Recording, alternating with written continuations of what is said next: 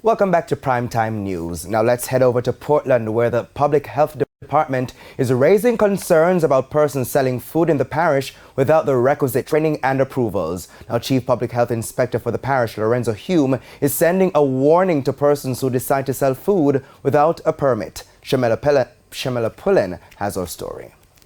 For the month of February, the Public Health Department in Portland recorded a decline in the number of food handlers clinics when compared to the previous month.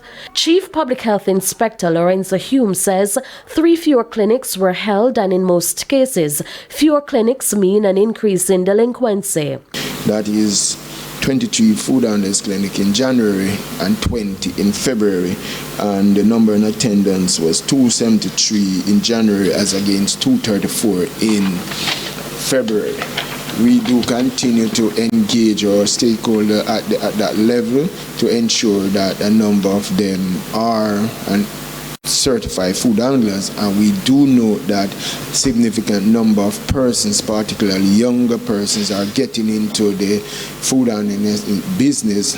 Mr. Hume, who was speaking at the Portland Municipal Corporation's monthly meeting, says the Public Health Department is becoming concerned about food safety in the parish. He's therefore warning persons who are preparing food, especially in their backyards, and selling without the proper approval to stop.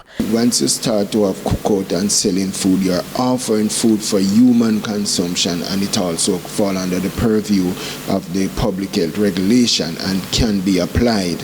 And we would like for them, if they're having a cookout, at least the persons involved in the food safety issues, they should be trained food handlers, and they shouldn't just get up and just cook in some dirty environment and sell ticket. The ticket might be fancy, but the food is not.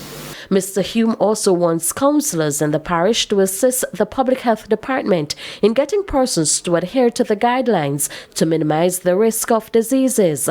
The environmental health unit of this parish continue to give up their best effort in trying to ensure that the parish in its preventative medicine carry out the work on the ground to prevent diseases.